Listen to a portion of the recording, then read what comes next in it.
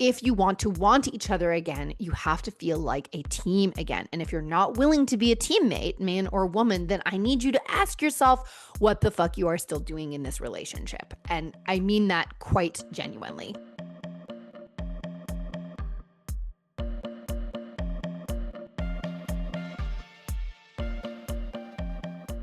Well, welcome back, everybody, to the Sex After Kids podcast. We are in episode 2 of our mental load series.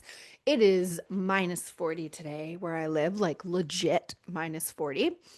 And it's 8:57 a.m. and the sun will not be up fully until about noon. So that's what I'm doing in hibernation mode right now. I hope that your holiday planning is coming along. It's December 11th today. Next week's episode, I know it's cutting it close to Christmas. Next year, we'll do this mental load series in November. But next week, we're going to talk about like how my partner and I split up chores for Christmas to take care of the mental load. But today, we are kind of continuing the conversation from episode number 1. So if you listened to last week's episode and you thought, yeah, okay, that's us, or whoa, that explains a lot, or cool, but if I bring this up, this is going to end in a blow up, then I want you to take a breath. You are not wrong to be nervous. Possibly you have tried to have this conversation before and it has fallen on deaf ears, but you are also not doomed to repeat the same fight either. And I can definitely say, like, we were in that loop for a long while, especially for the first kind of 3 years with my first daughter, and we got out of it. And I'm going to walk you through a little bit of that journey. So today what I want to talk about is first how to reality check your own role a little bit. And this is a good practice for any time you're bringing up feedback to your partner or wanting to have a conversation about something that you want to see changed, is like taking ownership of what you need to own in the conversation. We're going to talk a little bit about why just tell me what to do makes everything worse and what to do instead, and how to open this conversation without triggering shutdown, defensiveness, or World War III. So I'm going to give you some scripts, some conversation starters, some ways to like process this conversation. No more chore chart shaming, no gendered blaming. We're just looking at real tools this week. So first, we got to get a little honest with ourselves, right? Before we go anywhere practical, we want to name what this conversation is really about. To me, and I don't see a lot of this in mental load conversations, maybe I do, but to me, I'll rephrase that by saying I see it a lot in terms of what radical responsibility men are supposed to take. I don't see it as much when we talk about radical responsibility that women should take in this role. So to me, the mental load is not just about chores, okay?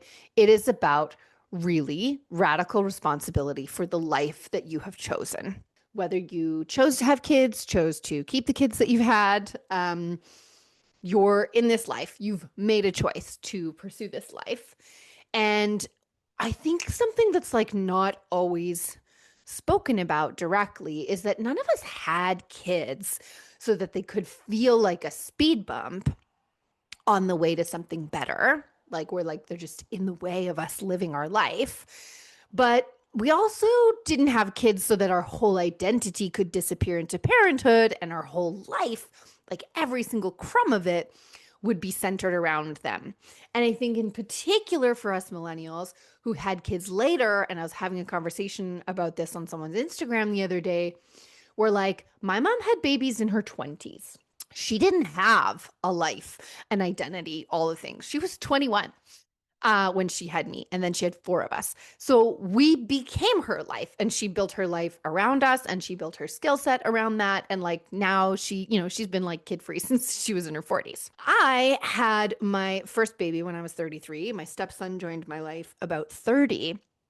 And the identity crack that happened for me in particular when I had my daughter, where it was like, oh my God, like I am having to Jenga rearrange the life I have. Now, like I have wanted kids since I was 25. Okay. So this is not about not wanting our kids. It's about this balance between family life and room for us to be our own human and have our own goals and our own dreams and our own things that we want to accomplish outside of just doing the very important work of raising our children. And so What happens sometimes is that there is a fight between those two things. And sometimes the my goals part of that is winning. And the babies and the kids and the life responsibilities, there's this like quiet resentment of and struggle against that instead of a surrender to it and what is happening, and a rearranging of our goals so that we can live in both worlds without treating our kids like this speed bump. And I have been there in different parts. I was in a demanding job a couple years ago that I loved. My body was on fire. I was learning about my Hashimoto's diagnosis. And I remember talking to my coach and just breaking down into tears because I was like, I don't want to be like rushing my kids out the door because they're like I have to get them to school in order to like go start my real life. Like my real life is being with them and playing with them and doing the robot game to get them out the door instead of repeating myself and huffing and sighing and like everything I actually did this morning, probably because I am PMSing. Okay. So I'm on a little bit of a rant here, but what I want to say is that when one person in our relationship has surrendered themselves and, to family life, sometimes the other, when we're avoiding that, when there's a resistance to this choice that we've made, we will bury ourselves in work or avoidance. And I see that with women and with men. Okay. I see a lot of men calling me saying, my wife is so buried in her work. I do pickups, I do drop offs, I'm doing the things. And to me, that's a signal, not that she doesn't want the family that she has, but she's walking this tightrope of like, where am I in this? And fighting too hard to like keep what's hers. And it's having an impact because we're not overtly, openly having this conversation and processing these things. We're just feeling the stress, right? What ends up happening is we have this tension where like one person is all in on the family, sometimes almost too much, and they've like lost their sense of identity outside of the family.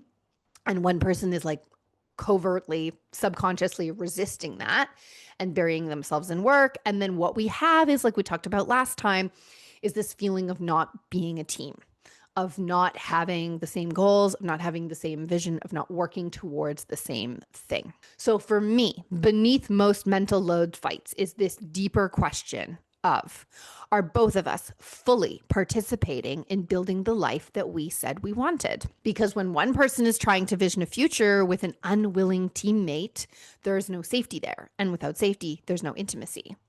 If you want to want each other again, you have to feel like a team again. And if you're not willing to be a teammate, man or woman, then I need you to ask yourself what the fuck you are still doing in this relationship. And I mean that quite genuinely. And this is like a whole other conversation we could get into, but like, we worry about hurting our partner's feelings if we want to admit that we want to end the relationship, but like you are torturing your partner by being emotionally distant and avoidant and not just admitting that you don't want to be there anymore, if that is the truth for you. Okay. It might not be the truth for you, but if it is, I implore you, please just be honest with yourself and walk. Okay. Easier said than done. I know. And you're torturing this person, your partner, if that is the situation that you're in. Okay.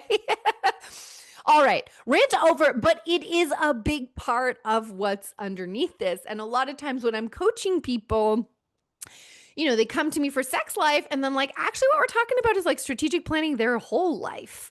We're talking about getting really real about how much room and time there is in each season of your parenting for you, for me, for us, for the kids and the family. And that is a lot of things to make room for. It's fair that you feel the squeeze.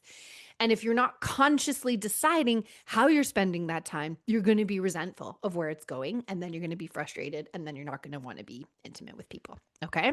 The other piece I want to talk to here is the fact that, and I insinuated this last time and did a whole other podcast episode on it before, which is that annoyingly, right, there is just more jobs than there are people in this stage of life. And what that gets to is that both of you usually think you are carrying more than your fair share.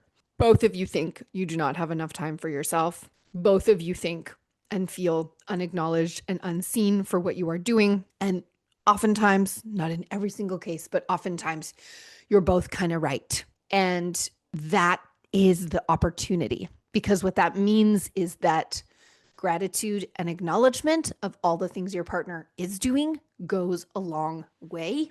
And admitting to yourselves out loud that there's like not actually the human power to do everything. And we're going to have to let some things go or make enough money to outsource those things is also really freeing. And like we talked about last time, there's a lot of those expectations. Sometimes it's about letting go of the expectations. Like I had to decide that it was not worth the mental energy to get fucking pissed every time there's a pile of stuff at my entryway door. Because the reality is, there are 5 people who live in my home coming in and out of it regularly. And there is always, always, without fail, no matter what kind of perfect organization system I create, going to be shit in that entryway. And I have to be real with myself and admit that I am just as guilty as everyone else of just dumping shit there. So I can choose to be pissed about it, or I can surrender to the fact that I live in a wonderful home full of people and life and activity, and there's going to be shit at my entryway door. I'm in a ranty mood today. It's good. It's good. I hope you guys are liking it. All right. So let's do a little self check, okay? Because it's important for, when we talk about radical responsibility, for both of you to own what pieces are yours to own in this, okay? Okay. So for the overfunctioner, I want you to be honest about how many of these things are true for you. The first is that you are the noticer of all things and you have a really hard time letting things go, even if they're seemingly inconsequential. Number 2 is that you want to delegate, whether that be to your kids or to your partner, but you find yourself worrying that they're not going to do it well, or worrying that explaining it is going to be so much work that it's just like faster for you to do it. When you do delegate things, or when you share them and you say, okay, like this is your ball, you still find yourself giving your partner directions on like how the things should be done that are, if you're honest, more related to like the way you like to do them rather than like the factual, one way that they need to be done. You have a default pattern of, if you have like a spare moment at all, your immediate default is to go through a list of like all the things that needs to be done right now and like default to doing one of those things. And it actually, you can barely force yourself to choose rest. Like it takes all your energy to decide to read the book or have a bath or whatever. And instead, you're almost always going to default to doing the dishes, tidying that shelf, whatever it is. And you could also argue like one of the things here would be checklist is like being still actually feels like deeply uncomfortable in your body and in your bones. So if you're nodding right now, my loving truth to you is that you are exhausted for a reason. And that's because your responsibility in this is holding on to too many things and holding on to how they should be done, holding on to the overachiever, hyper independent, I can't rely on anyone mindset, and holding on to things needing to be done the way that you want them to be done. And when you do that, you end up with this like control grip on everything. And so even if your partner's trying to help in an effective way or not, you refuse to let go of the reins. And that's a part of this dynamic. If you're not going to let go of the reins, if you're not going to be open to the quote unquote failure and the quote unquote messiness that can come from a transition of control and ownership, then you'll never get there. And you can't, oh God, I think there's a Kafka quote. Maybe it's Dante or something. Anyways, oh gosh, I'm like having a flashback back to university, but he was like, oh, my chains, my chains. And then someone tries to release him and he's like, don't touch my chains. And another example of that is like, Oh, this wonderful sex educator I follow. Of course, I'm totally perimenopausing you guys. I like can't fucking remember her name. Anyway, she talked about how we like leave claw marks on the things we have to let go of. Okay. So if you're like, someone take the fucking load, but then you won't let it go, like that is your work. Okay. Your work is to choose rest, even when it's deeply uncomfortable.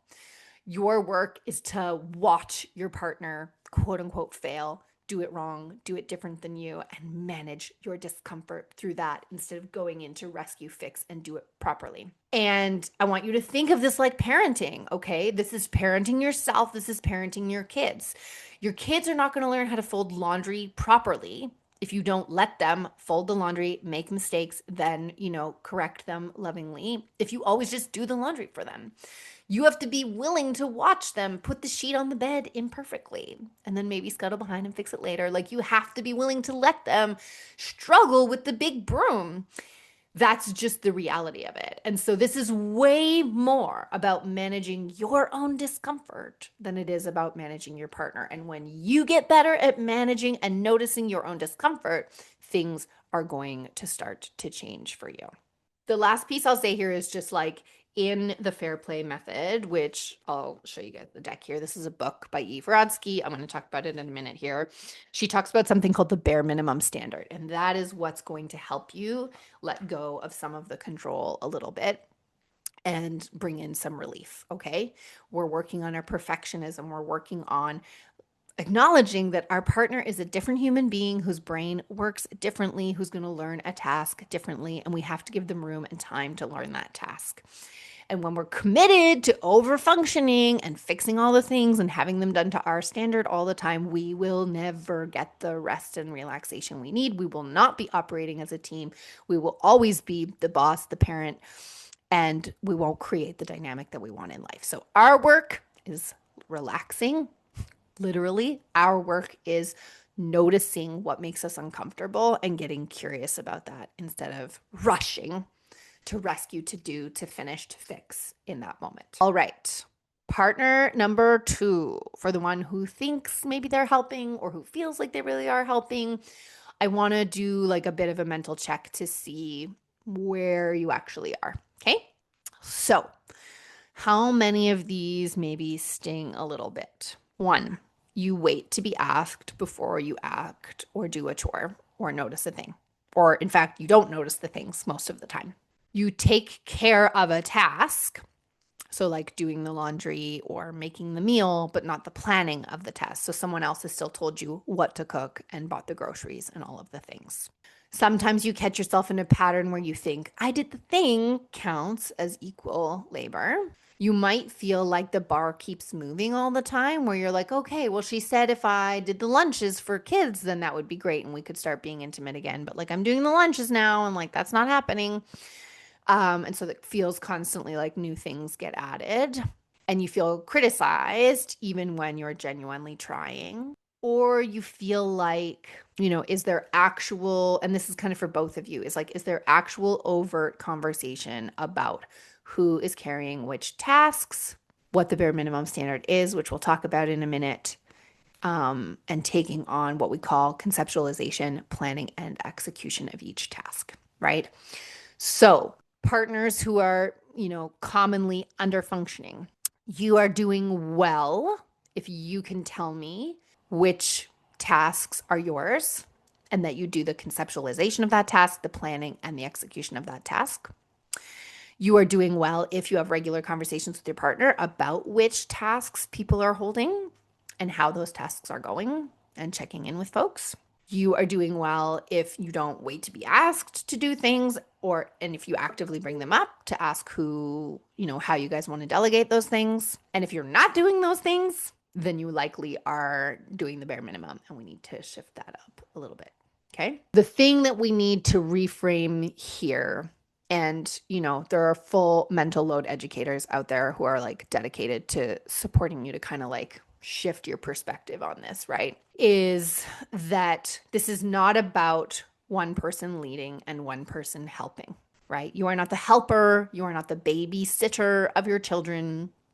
This is about shared ownership. It's like Think of you as co-CEOs of your home. Okay. When people run a company together as co-CEOs, they have very clear delineation of who does what. So you might have one CEO who's got strengths in marketing and people management, and so they're on HR and marketing. And you might have one CEO who's really great with numbers and data, and they're on finance and analytics. And then together, they're on strategic planning and like bigger picture vision. But that company is going to work better when there's clear delineation of which jobs each person has. And Eve Rodsky actually talks a lot about bringing some of our skills and perspectives from the workplace into our home. So thinking about a lot of the jobs in our lives as project management, thinking of ourselves as co-CEOs, writing job descriptions. What's mom's job description? What's dad's job description? In this season, knowing they're going to shift and evolve. And the blunt part here, the discrepancy that we see is like if you can go to work and lead a team and problem solve under pressure and run meetings and manage projects and meet deadlines and think about risk ahead of time, like your brain didn't mysteriously fall out of your head when you walked through the front door, right? You have all of those skill sets. You just become an amnesiac when you walk in the door. And that is the disconnect that your partner feels. Okay. And that is where we get into you have fallen prey to the gender norms that we talked about last episode that allow you to mysteriously forget this skill set. And then you're not the partner anymore. You're a child in the relationship. And when we get back to the sex piece, again, this comes down to trust, right? If I can't rely on you to hold your side of the bargain, then I don't trust you. And it can seem like it's really dumb shit. But if you tell me night after night after night that you're going to wash the dishes tonight, and then you fall asleep with the kids and you don't wash them, I get into a place where I just literally don't believe what you are going to say. Even if it's legit that you're exhausted and you passed out with the kids, I'd almost rather you didn't tell me that you were going to do the dishes because now I don't believe a word out of your mouth. I just don't. You say you're going to do these things and then you don't do them. So why should I believe you? And then that makes me feel defensive. Then it makes me feel like I'm carrying it all. Then it makes me feel resentful. Then I don't want to fuck you anymore. Let's just be blunt. Okay. So for my less functioning partners, regardless of gender, you need to ask yourself, like, mostly, have we had these conversations? Do I own my cards and my tasks? Is this an ongoing conversation in our home? Am I catching where I'm not a noticer and where I'm not, using my fabulous brain in my home to make things run more easily? Where am I just assuming that my wife's going to wake up at 6 a.m. with the 6-year-old or with the 5-year-old because she just will and I get to sleep in?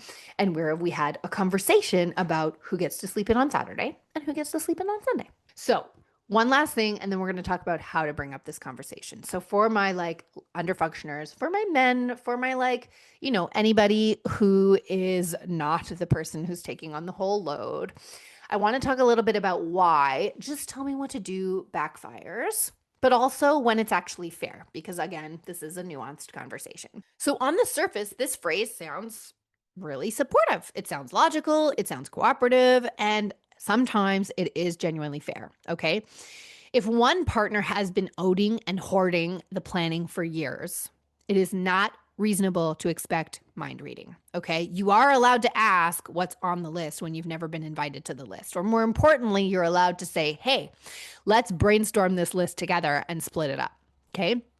Or for example, let's say that I have been on coordinating dance for my daughter for the last 3 years.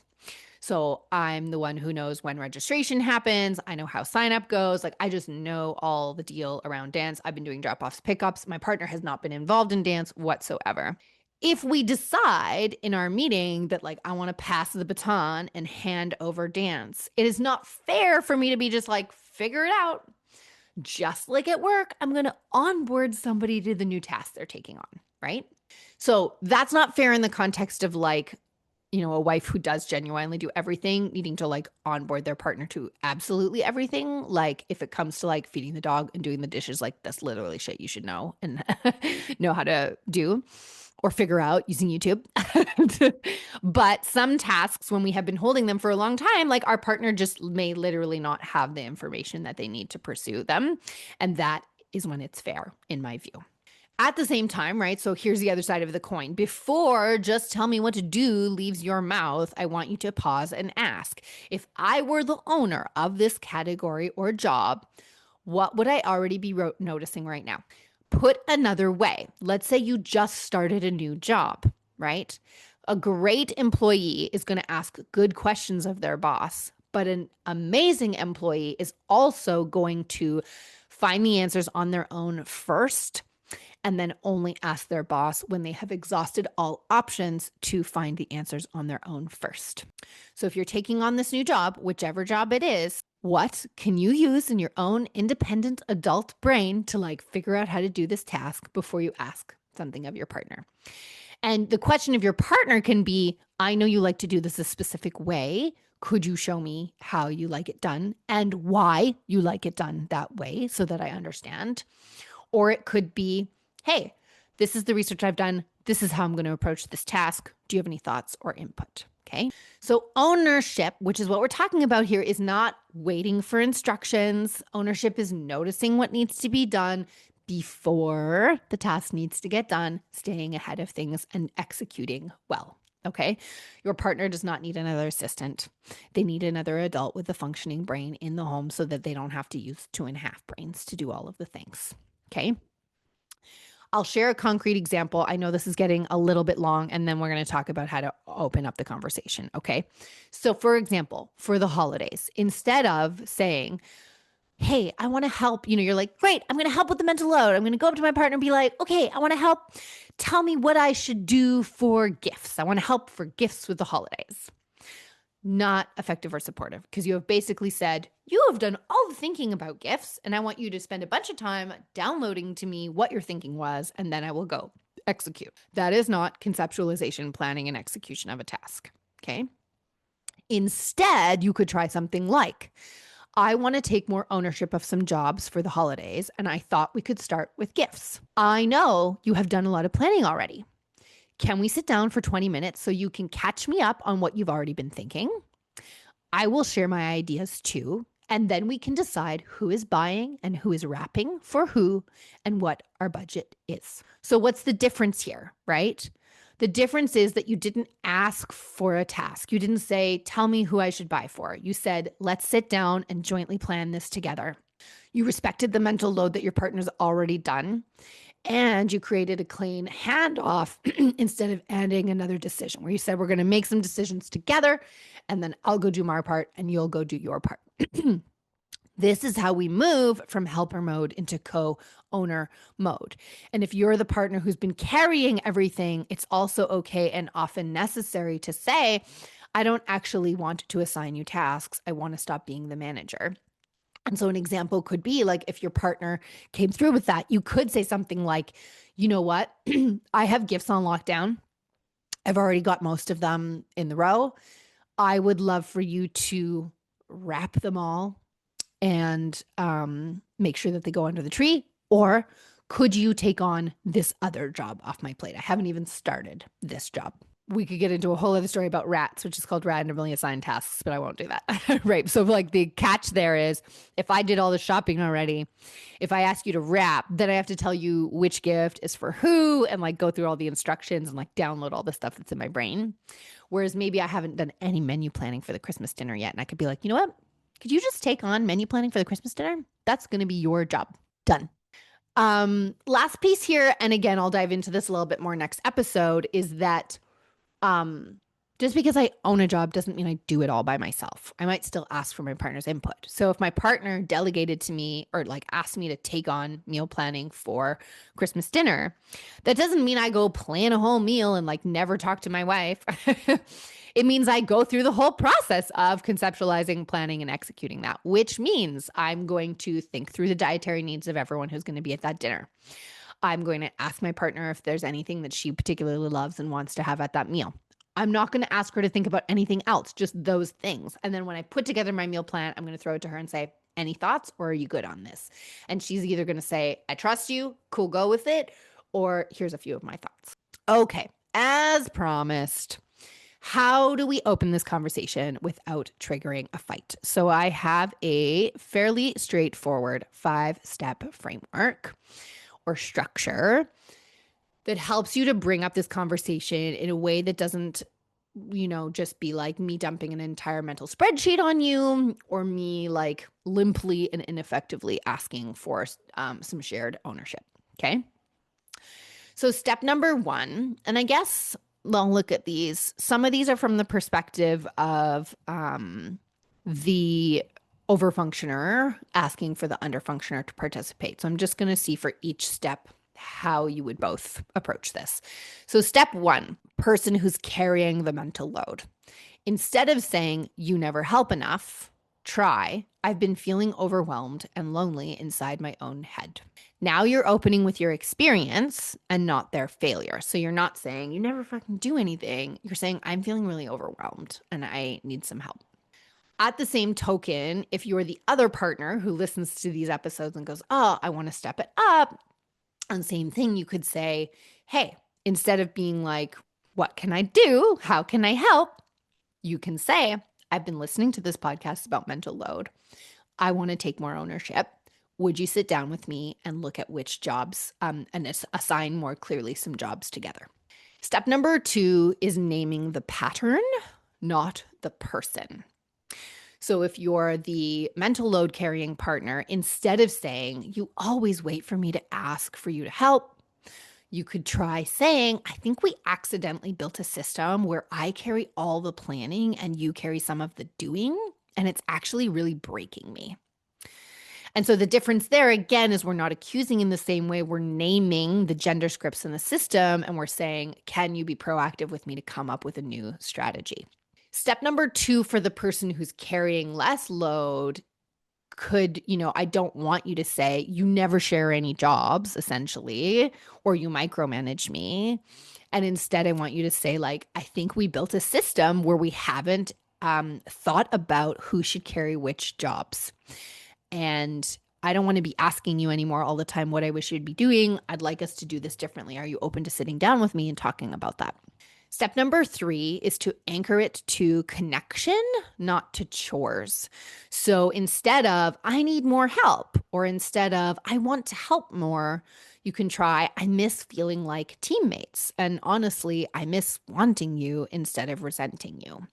Or you could say something like, I struggle with feeling like the child in this relationship. I don't want this dynamic anymore. I want to feel like we are running our life together and empowered in that. And I want to create a new system that works for both of us. Okay, so far we have starting with ownership and not accusation. So regardless of which partner you have, what can you own? How can you start with that I statement? Step number 2, naming the pattern, not the person. So instead, again, of blaming, saying like, what's the bigger system at play here? Step number 3, anchoring it to connection, not chores. So it's not that the outcome is like, I want you to do certain things. The outcome is that I want to feel more loving and connected towards you, and I want to feel like teammates. And so can we build a better system where we feel that way? Step number 4 is to invite, not assign. So instead of saying, you need to start doing XYZ, or instead of saying, I'm going to start doing XYZ, try, would you be willing to look at this with me and build a system that feels fair together? And step number 5 is just to keep it small and concrete. So don't expect to redesign your entire life in one conversation, okay? Pick one category, pick one recurring pain point, pick a 1-week-long experiment, and then review. So for example, can we talk about morning chaos and delegating all the jobs that happen in the morning so that we can feel clear about that? Can we delegate school communication? Can we delegate dishes and kitchen reset or bedtime or meal planning? Just pick like 3 or 4 things, like 2 jobs each that you're both going to own, and then experiment with it, because small wins are what retrain the nervous system, not trying to like overhaul how we do everything at once. That sets us up for failure. And in the next episode, I'm going to break down how exactly my husband and I use the fair play method by Eve Rodsky to figure this out in our own marriage. Couple of things, what to avoid. If you do want this conversation to go somewhere useful, do not ambush your partner at 10:40 p.m. when everyone is fried. Do not bring receipts like you are headed to court. So this is not a tit for tat. This is not a, I've been doing everything. We want to be focused on the system we want to create moving forward instead of undoing all the harm that's caused in the past. Okay? We want to avoid keeping score and instead build systems that work and feel good. We do not want to use sex as leverage for fairness. So, yeah, if you do lunches more, I'll fuck you once a week. Nah. Not a good scene, friends. Okay? And in this conversation, we are not rehashing 10 years of resentment. We are having a logistical conversation about 2 jobs that we can each share. Okay. And that is going to build the teamwork. That is going to help start to rebuild the trust. And like I said in the last episode, we might need to work on rehashing that resentment in the past, but forward momentum is the best thing that you can do for your relationship. Okay. A simple 10-minute check-in that you can try this week, setting a timer, phones away, being present with each other, and each of you answers one thing I'm carrying that feels heavy, one thing I appreciate about what you carry, and one small adjustment that we could try this week. That's it. No fixing, no arguing, just noticing. We're not going to judge our partner's responses. We're just going to hear them and come up with something that we can move forward with. And so here, just a last note again that I want to talk about, like grief and rage and the line between processing and moving forward. Okay. There is often very real grief here and rage about how long that you have done too much, or sadness about how long you have felt forgotten. And that pain deserves space, but there's this line I want to draw for you with a lot of love and clarity, which is that healing the past and building a new system are 2 different pieces of work. So if every conversation about change turns into a courtroom about past wrongs, you will not actually start to build the future. Yes, accountability needs to happen. Yes, apology needs to happen. Sometimes you need a therapist to help you process through that. Both things matter. They just can't happen typically in the same moment. So I humbly suggest that if you want progress, think of the following. Okay. If you are the partner having the light bulb moment here of how you have been falling short, please absolutely start with the apology.